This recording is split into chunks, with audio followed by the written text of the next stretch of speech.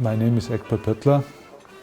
I have the chance and the great honor to be the director of the Austrian Open Air Museum, which is a unique institution in Austria. We have to present typical examples of all the Austrian provinces of very, very old houses. We go back about 6 centuries, so we are already in the Middle Ages. And this is the great benefit of this museum, that you can compare the quite different cultural levels that Austria can present within the area of 65 acres. As you could see, we had about 50 different handcrafts in the museum. So we tried to show this traditional work to the people, where we have a part of work that is done by the museum itself, thatching roofs, making shingles and all these type of work. And we have craftsmen coming in with their professions. So we can make bottles, we can make barrels, we make wagons and wheel carriages. We have textile workmen in here. They show the work that we do not do at the museum. To see the simple life that our ancestors had to live, to see the simple ways to reach high aims, because our ancestors, of course, didn't have a lot of different ways to reach their goals. And I guess this is quite important for the present and for the future, to find the right way back to a more simple life that is in coherence with nature.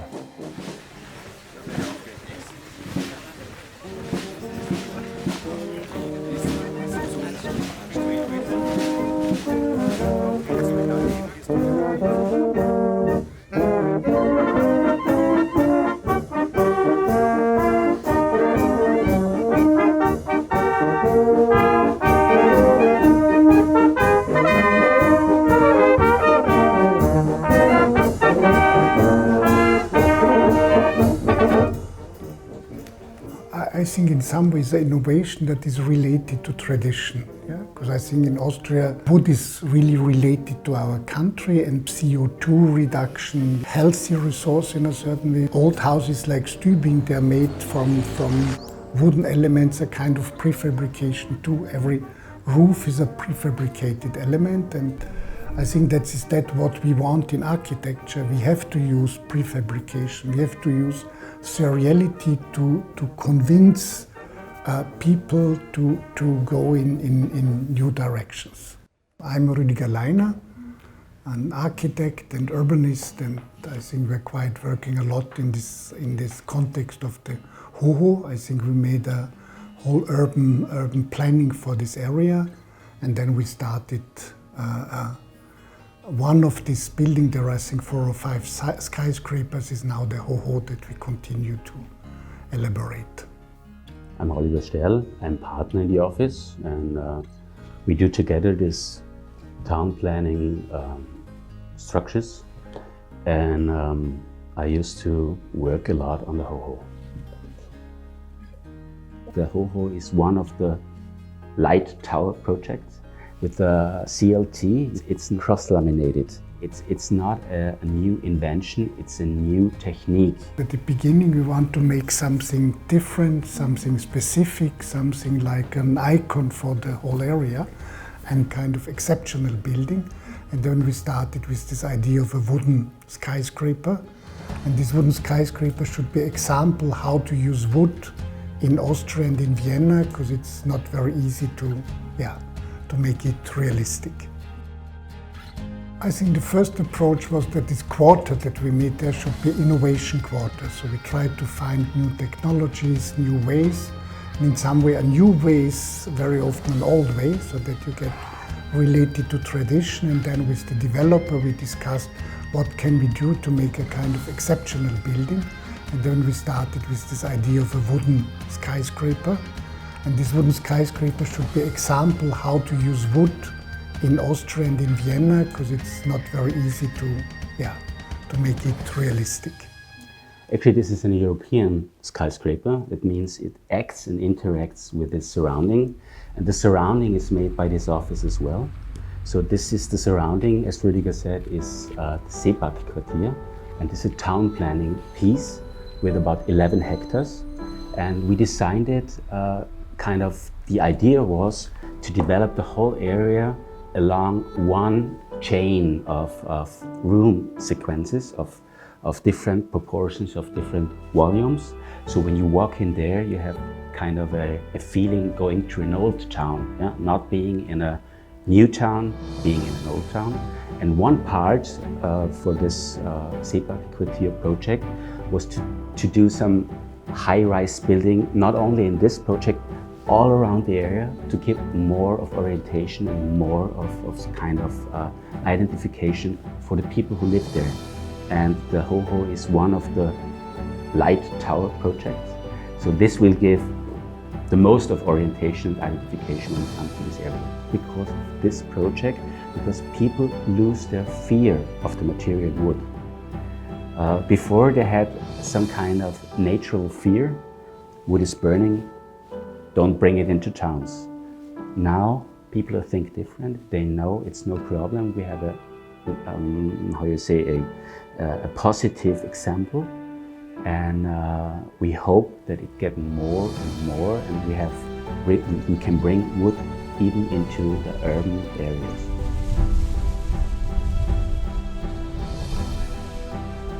Bring those ideas to the young people, they will see that wood is one of the most important materials for the future as well. And this is one of our main topics. And this goes over to architecture, this goes over to the materials of modern buildings, where we have a lot of materials that are waste, dangerous waste. And so you can see, okay, I have the chance to make a new building that is in balance with nature. How should we manage our future if we don't know our successes or our faults of the past? So we have to have the chance to look into the past to find out what was correct and what was wrong. And the other part is simply to get people into contact with their tradition. We're in a very, very fast living world where there's not a lot of chance to bring or give the opportunity to young people to enter explicitly the very close past of their grandparents.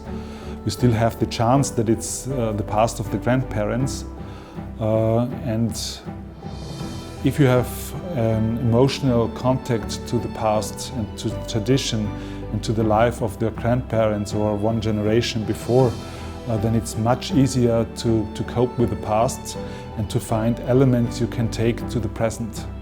And this is the most important part of this experience day, and this is the key for our museum to reach younger people. If they get emotions for the museum, because it's so beautiful, we have a lot of nature, we have historical buildings that are in relation to the human body in their sizes and in the dimensions of the buildings itself, you can raise emotions. And if you have the feeling as a young person that those buildings are dark, they are smelly, but they're still cozy, then you get the interest for looking deeper into the details. And those details, as we know, especially one of the most important materials in our houses is wood. If we can bring those ideas to the young people, they will see that wood is one of the most important materials for the future as well.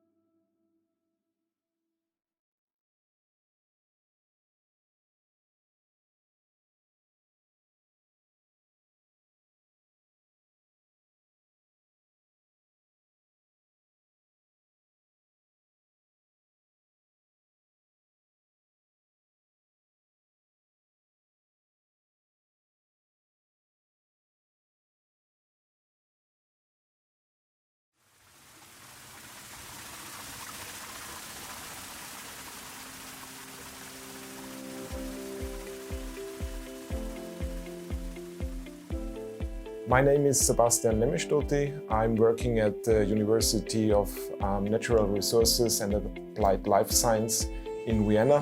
Actually, I have been involved in the watermill project, which we started in spring 2018 with first visits to the original location in Kals at Großglockner. So we did measurements, took a lot of pictures, and that's where it all started.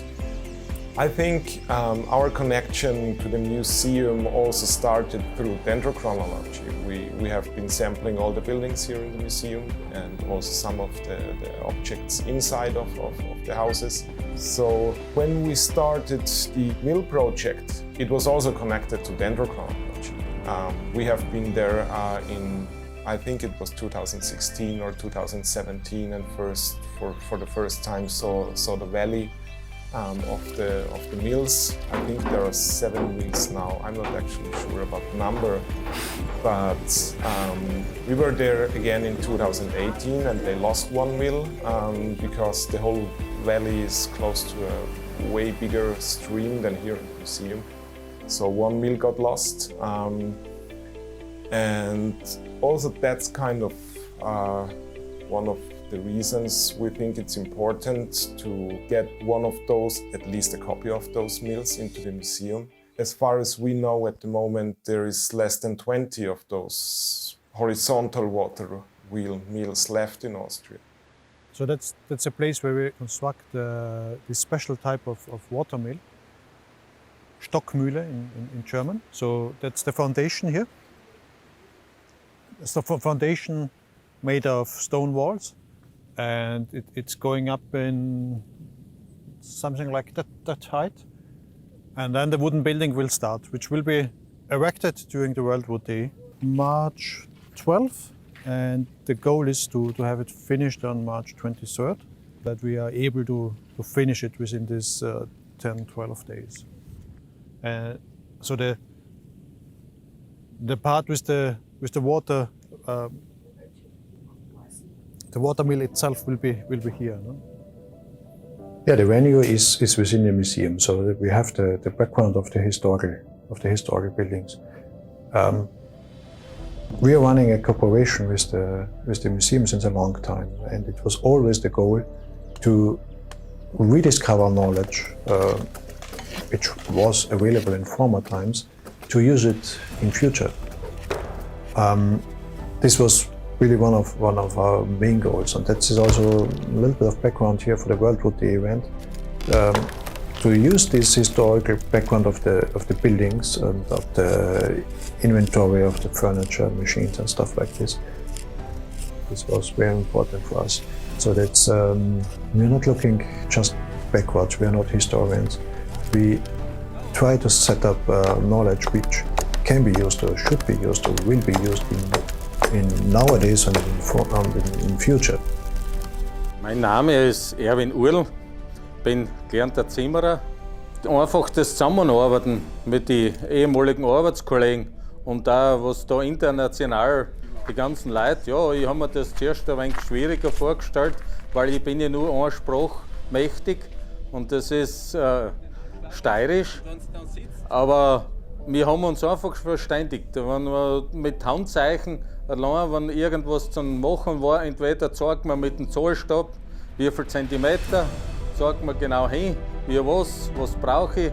Und so haben wir uns da super erklärt. Wir haben innerhalb von einer halben Stunde haben wir schon gewusst, haben wir uns verstanden und so haben wir wunderbar zusammengearbeitet. Das hat ja jeder, die Tischler sehr stieren, die habe ich die Masse gezeigt, ein paar Fotos habe ich gezeigt, das hat ja jeder gewusst. Nein, es war sehr interessant, ich habe mir das wirklich schwieriger vorgestellt, aber das war eine herrliche Zusammenarbeit.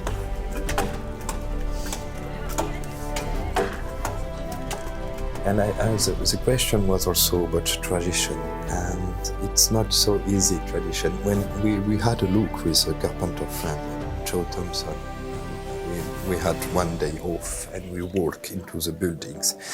There is 100 buildings here, and we've done only 10 buildings in a full day because we was looking for every tool marks and trying to understand the different aspects, and you can see very fast how much every building have a signature, and they had different tools and different way of sharpening, and they was more or less skillful as well, and you can see that very well when you look closer to the building.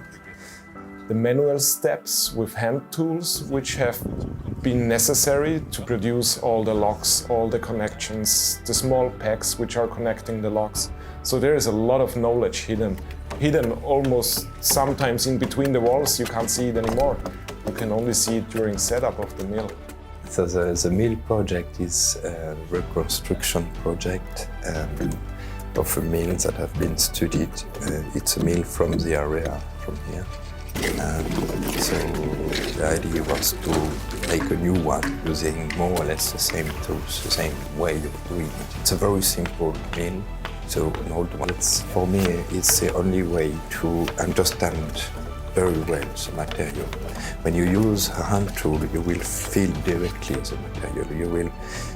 You will participate physically to the work. I think it's also very important to use hand tools. And I guess we have a great opportunity to make this change between traditional scientific documentation, not scientific work, which is very important, because the primary development of the history itself didn't take place with scientific experiences, but by practical work. So to get in a lot of craftsmen showing their different ways of working on it, it will be a great experience for all the young people coming around to the WWD days. I think we'll get a lot of pupils coming around from schools that are concerned with woodwork, and we'll get a lot of other people coming around having an idea how multiple wood can be used in different cultures. So I think it's interesting also for the visitors to see that these techniques are really precious. They belong to the Austrian cultural heritage, and they are getting lost if we don't use them anymore. We will still have the buildings because we have a granary from 1452 in the museum, but the techniques might get lost. First crucial step was turning that axle. So Jacques and Andy did a nice job, and they managed to turn that whole piece of log. The axle is almost, or it is 2 meters and 20 high. I think doing the watermill project, showing it to the audience, is maybe somehow contributing to getting acknowledgement for the importance of historical wood utilization, historical crafts, and maybe it can help in the future to raise awareness and the importance of safeguarding our heritage. And this is really a fantastic project, combining people from the museum, So that means local handicrafts together with international handicrafts. And this was really a very nice team, and they did a wonderful job on the construction of this mill. But this year, main theme is change. And of course we have to change. We have to change our lifestyle. We have to change our lifestyle to sustainable lifestyle. So this would include, of course, wood and timber.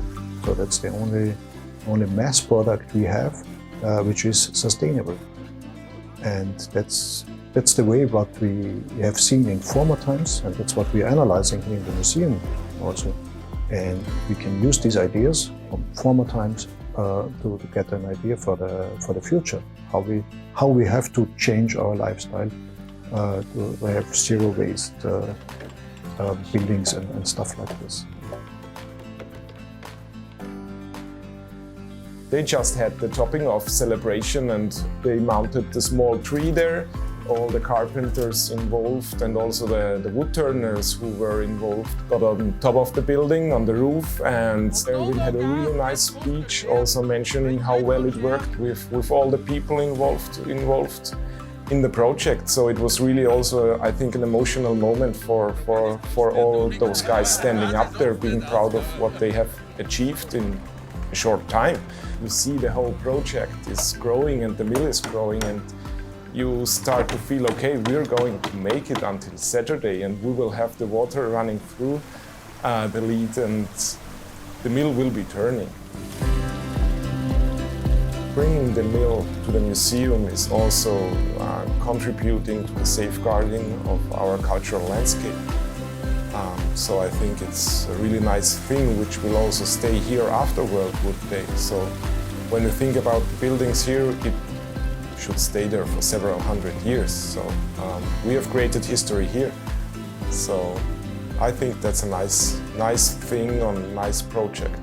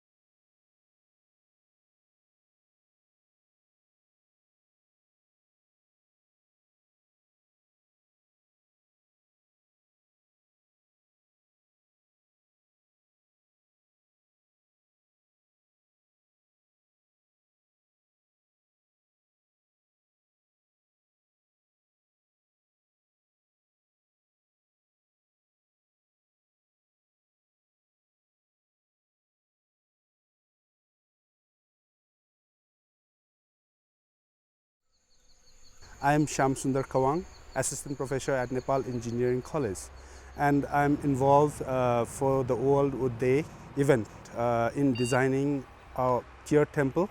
And the main idea behind this tier temple structure is to resemble the theme of the World Wood Day, the nature and culture, in which we have got the idea from the traditional building technology. We are thinking to demonstrate our cultural attribute in front of all the world. So we have chosen a temple which is from the Changu Narayan area, where we still have the oldest temple in Nepal.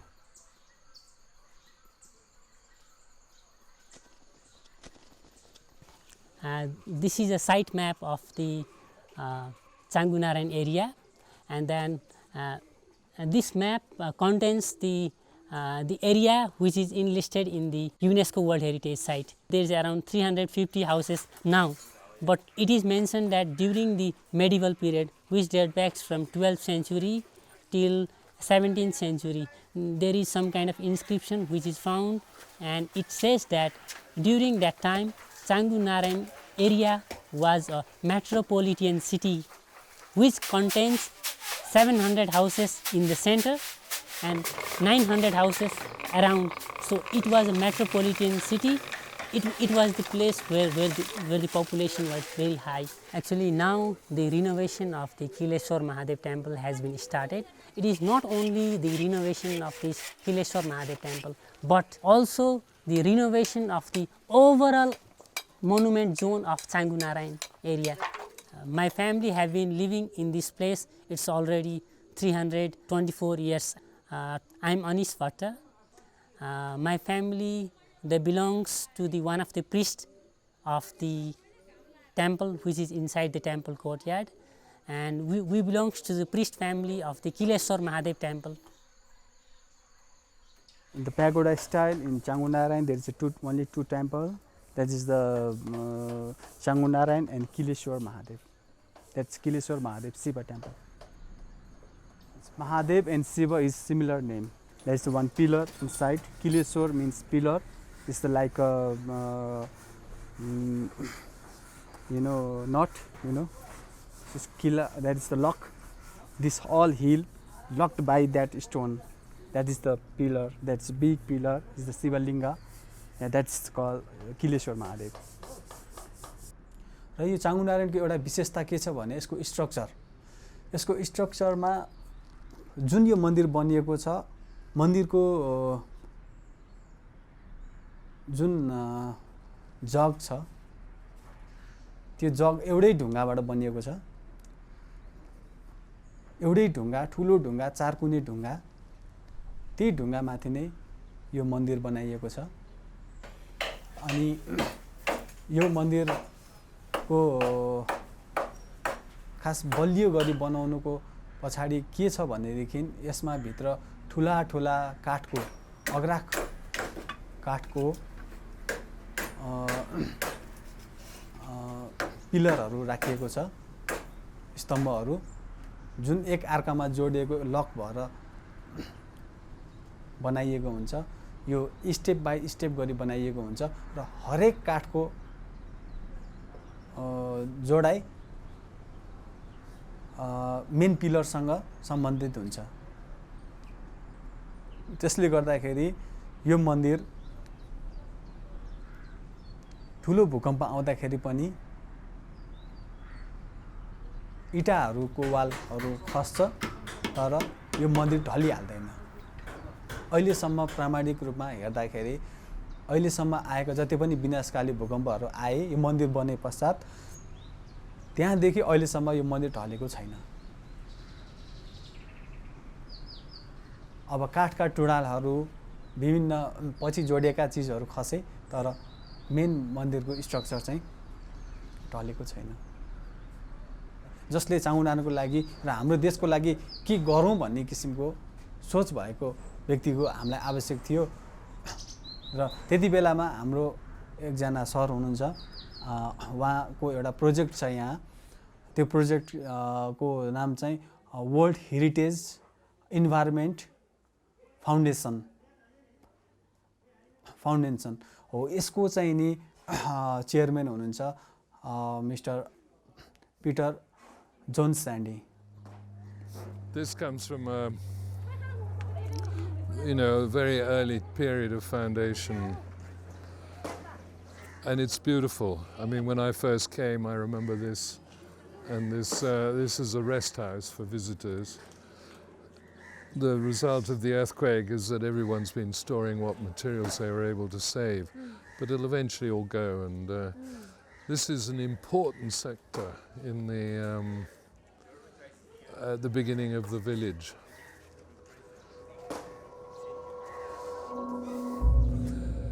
Changunarayan is one of the 7 World Heritage Sites. The temple itself, the main temple, was built way back in the 7th century, I believe. Changu is probably the oldest. Certainly it has the oldest inscriptions up here. It's very, very popular as a pilgrimage center because Narayan is one of the most significant of the divinities, Vishnu. Changu is a derivation of the name of a tree, a species of tree called chap. We here would like to achieve a certain element of maintenance. There's been a lot of discussion as a result of this earthquake. Why did the buildings fall down? Why was it only a certain type of building that fell down? Why did this amazing temple only shed a few bricks during the earthquake? And these questions are very valid because you need to do a proper analysis, in fact. And when it comes down to why a lot of these buildings have failed, it's because they have not been properly maintained. And we set up a team of woodcarvers, and they began to understand the principles of repairing, maintaining the heritage by repairing it rather than throwing it away and doing something they think was better. I'm John Sanday, and I'm an architect. I specialize in the conservation of historic buildings, and I've been living and working here in Nepal for over 35 years. More British. And तर म यहाँ बस्छु अनि म कहाँबाट Kathmandu. History, the significance of Canggu was one of the reasons why I was very keen to work up here. It's one of the smallest of the World Heritage Sites in that it belongs basically to a village. So I was at the time working for a foundation in the US, the Global Heritage Fund, and they were very keen to try and establish a program here in Nepal, and I thought that this would have been an ideal opportunity because it really covered all the significant aspects of conserving, repairing, rehabilitation, re-establishing the community, helping the community. And I thought, well, here we are, this is an ideal project. The little temple, the Kiliswa temple, is a very important temple. It's the only Shiva temple here, and it's modeled on Pashupati. And it belongs to a family that are still here, the Bata, you've probably met them. And they are, they have been an enormous help in establishing the work that we're doing. The reason that it has survived the earthquakes is that you have a timber frame structure sitting on a natural bedrock foundation. And it was very interesting when we first came up, I first came up after the earthquake, that the temple, if you looked at it, you would see that all the brickwork on the corners had been damaged. And then I looked at the roof, the eaves of the roof, and they were exactly parallel. Not a single tile fell off the roof. And then I started thinking, and it was only then that I recalled the fact that it had this extraordinary foundation. And the movement had literally been that it had twisted. And as a result, the brickwork had been nudged off. But you'll see basically how the structure is created. Earthquake in Nepal is not like one-time event. Larger earthquakes occurred every 80 years. The very important thing that we have to understand about this ancient technology, they have mastered in responding towards the earthquake. That is why we can still see many such temple structures which are still standing. We have a very good trend of our ancestors. They do have all this revitalization. They do have all of these restoration projects done by themselves. So they are not only naturally sustainable, but they are also sustainable socio-culturally. They have gone through many earthquakes, and they have made cities more vibrant through their own effort. So for this time, I would like to use my expertise in re-evoking these traditional skills and then the knowledge of restoration that they do already have.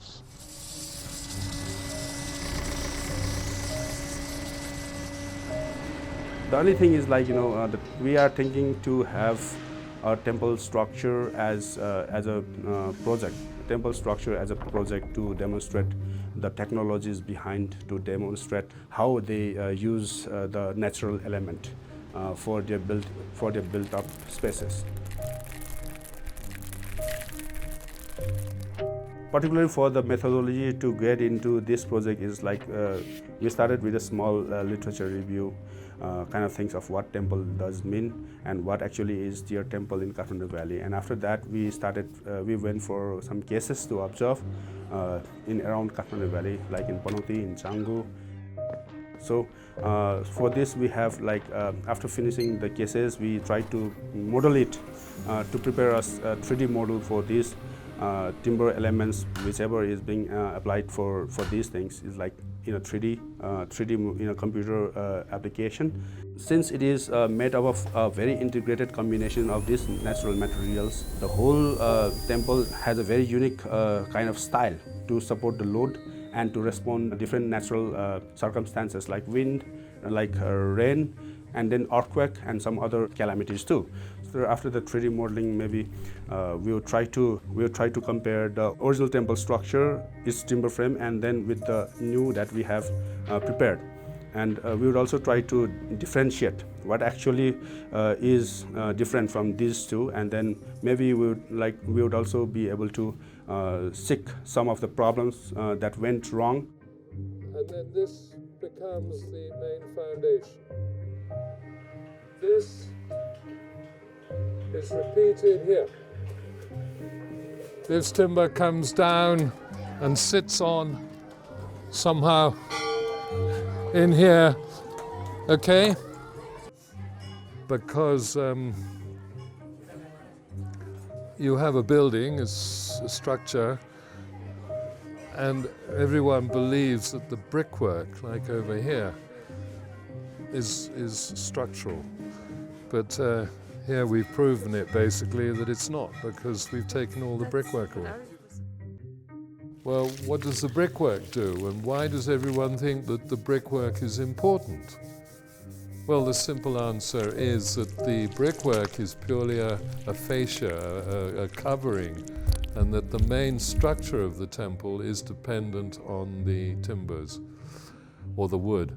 I think it's very, very important that we've put together in 2 or 3 weeks from almost scratch a complete model, and everyone has learned and will learn an enormous amount from it. The most important thing, I think, for any country, however poor or however rich it is that they have to appreciate the history, traditions, and often in places like Nepal, the religion of the past, in their country. One of the things that's so important is that it's teaching the young generation about their culture. Namaste. Tapai ka bada ako. And I remember many times we've had lots of school children coming up, and I make a point of always going up and trying to talk or get an opportunity to talk to them. Kibayo. They come up there, and I always ask them, who's been here before? Maybe 1 or 2 hands go up. You all know the name of the temple? You all know that? It's good. A lot of people come up here, they have no idea. Have you found out the name of the little temple here? It's very interesting. This little temple is a Pashupati, a Shiva temple. Yeah? The most important thing when you're doing a tour like this is to learn the reason you've come here.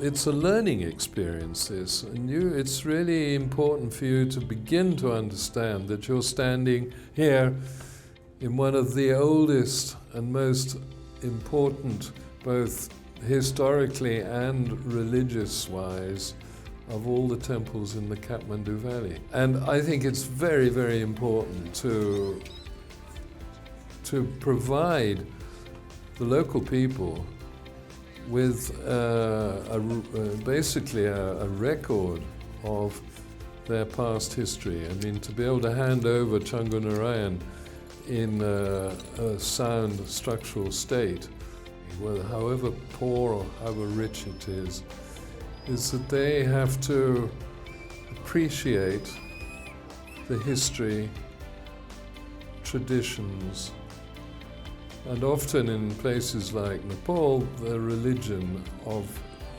the past, in their country.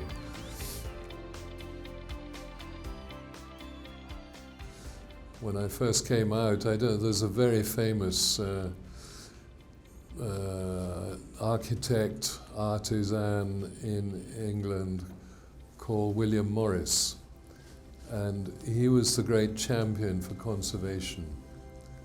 And I remember going back to England because there's a Society for the Protection of Ancient Buildings, which is what William Morris set up. He's long dead. And I remember saying, well, here's a great opportunity. Why am I in Nepal? Because I've often seen or seemed to me like being the William Morris for Nepal. And I've been quoted on that many times, unfortunately. But it's something that people often say to me, oh, you're so lucky that you enjoy the work that you do. And I say, what? And I find that most people hate the work that they're doing. And I feel so sorry for them, actually. Dwaragat Das was a wonderful friend because he was very interested in two things. One was his religion. He was a very, very devout person. And the other was his heritage.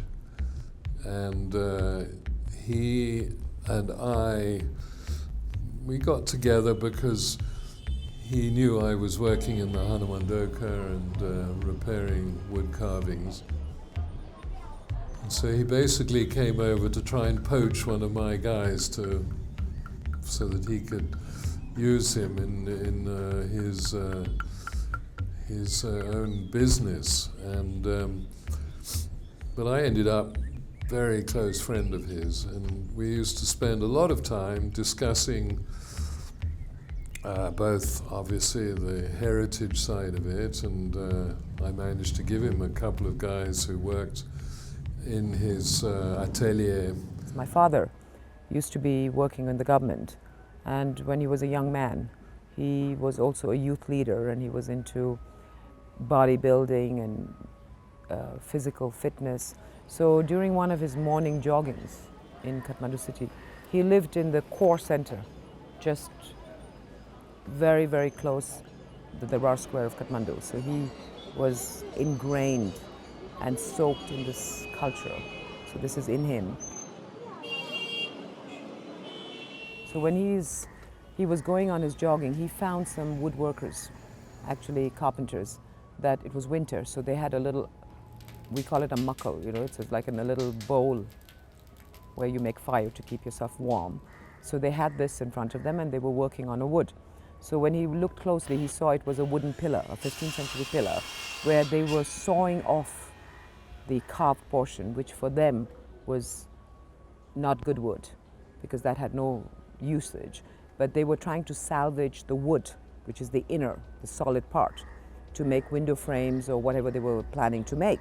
So this carved, sliced off piece was for them, the only use they had was to keep themselves warm. So that was used as the firewood for them. That was the first visual contact that he saw. Disturbed him. He did not, maybe at that time, he was a young man, he didn't really realize the depth of it and the consequences of this, but it disturbed him. So he offered them to say, give me this old wood, I'll give you new wood.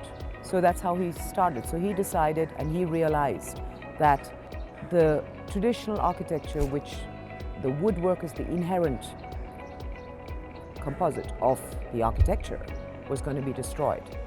because people did not know the value or did not have the usage of the traditional wood carving architecture that was slowly dying away. It was being replaced with modern art or architectural cultural significances that were coming through the influences from the Western world. I also spent many, many hours talking to him about religion, because he's a Hindu, and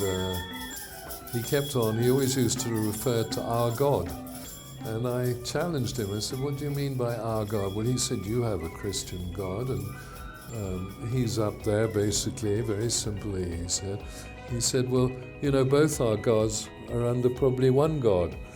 And that's why it's so important to begin to understand one another's approach to religion.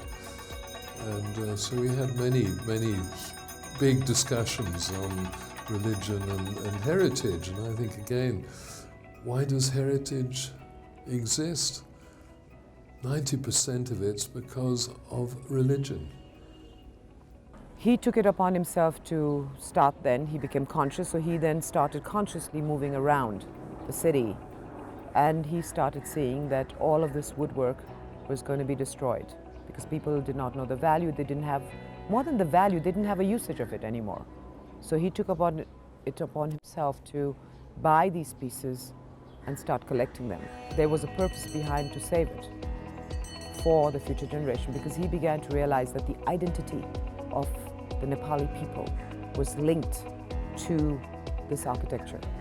Today, well, my arm was twisted yesterday by a group of people who were interested to actually learn about the work that we're doing, conservation. So a group of us have assembled here today to actually take a look at the original version of the Kileswar temple. One of the points that we've been able to discuss today, which I'm very pleased, is that how we should treat the timber afterwards. And we had been advised by one of the local conservators that we should use linseed oil, and I'm happy to hear that we've now refined that description into saying that we should use a very highly refined linseed oil, and that we want to be very careful on the best way of applying it, because it could become sticky, it could take a long time to dry out. So obviously we'll do several tests. I was at the site, the symposium. I was very pleased to be able to come and join the symposium and to see the model of Kileswar, the timber model. And I'm really very proud of the people that actually put it together, because you guys did a fantastic job organizing it, and the carpenters themselves were absolutely brilliant, and that they got it all done in time. This project it looks very simple. Looks very simple, but it was so comprehensive. Mostly the carpentry team who have made the project, which was already impossible, a possible project. They had completed that project within just a week. It had almost like 531 timber pieces, varying in sizes. It had 422 joints, which supported almost like 7 tons of timber. Those are all the typical, very hard and stubborn wood that we have in our country. Why we have chosen salwood for this tier temple is because it is long lasting, and it has a very good characteristics of having flexibility when we have extra loads onto the building. Till now, this is like to make people aware of the traditional technology of using wood in order to make it more safe. In order to make them aware that the traditional technology is still good enough for earthquake resistance. If we look around Nepal, that the industrialized, careless use of consumed materials of concrete, of various things, brick is everywhere. So I think this making of this timber pagoda in the traditional manner is to make aware to the general public that the material quality that used to exist in the traditional Nepal culture is something wonderful that they should try to sustain. In the whole promotion of wood is good.